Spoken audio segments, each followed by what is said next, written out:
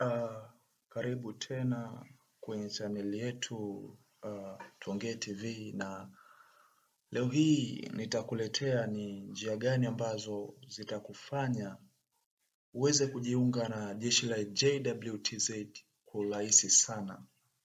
Na hizi njia nazo kufundisha hapa ni njia muhimu sana, endapo utazizingatia na utazifata vizuri, basi kujiunga kwako kwenye jeshi la JWTZ itakuwa kama unakunywa maji, rafiki yangu.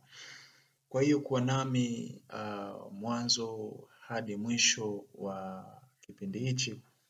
Tunaelekezana namna gani ya kujiunga kwa urahisi zaidi na bila kutumia nguvu yoyote, ila unatumia akili yako binafsi na kushirikiana na wadau mbalimbali ambao wameshafika mbali kuhusiana na mambo ya kijeshi. Kama tunavyojua nchi yetu kwamba ina upungufu wa ajira, na ajira kuipata kwa nchi yetu ni ngumu sana.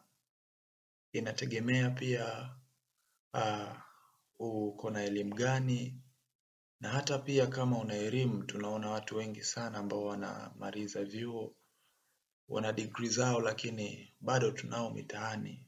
Umenielewa? Kwa hiyo ajira imekuwa changamoto sana, wasomi ni wengi kulinganisha na kipindi cha nyuma. Kwa maana hiyo, bila kutumia akili na bila kujua ni namna gani unaweza kupata ajira mbalimbali, basi utakuwa unafanya kazi bure.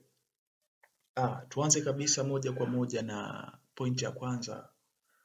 Pointi ya kwanza, ili uweze kupata ajira katika jeshi la WTZ, cha kwanza uwe na cycle nzuri. Namaanisha cycle ni kwamba ni watu ambao wanakuzunguka wewe. Mfano wewe labda unaitwa Joseph. Cycle yako hauna mtu mkubwa yote pale serikalini. Hauna mtu yote ambaye yuko jeshini ambaye anaweza kukusaidia, kukujuza namna gani anaweza kukupa connection ukaingia jeshini.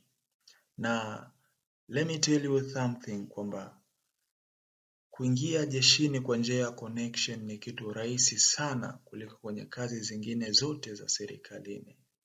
Kwa nini? Jeshi linatumia nguvu na linahitaji watu ambao wana weledi, na ukiwa na connection kwenye jeshi ni rahisi sana kuingia na kujiunga. Tumeshuhudia watu wengi sana wamefanikiwa kwenda jeshini kwa njia ya connection. Nadhani baadhi ya watu ni mashahidi kwa wale ambao walienda jeshini kwa njia ya jeshi la kujitolea. Namaanisha kwa mujibu, walipointiwa watu kadhaa ambao wakabaki, jeshi liliwapenda, wakabaki waendelee kuwa wanajeshi.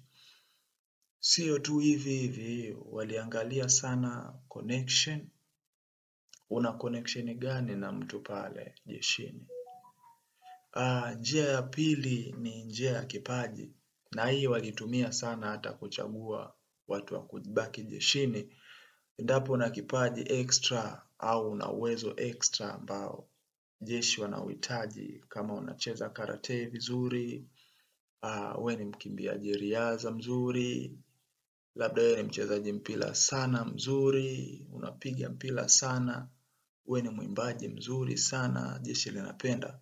Kwa maana hiyo, you have to be aware kuhusiana na hivi vitu. Unaweza ukajikuta unaomba nafasi za jeshi mara kwa mara, lakini na usiweze kufanikiwa. Ni mpaka siku ambapo Mungu amesema yes, na Mungu akisema yes hamna ambaye anaweza kusema hapana. Kwa hiyo kwa leo naomba niishie hapo.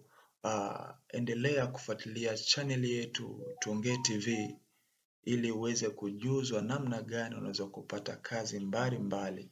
Na kama una dukuduku, naomba comment section pale ipo, drop your comment, nitaangalia alafu nitakuja na solution ambayo itakufanya wewe ukue kiakili, usiraumu mtu yoyote, upambane na mtaa, au sio? Ni mimi mtu wako kabisa wa Tuongee TV. Tuko pamoja japo nilipotea. Chao.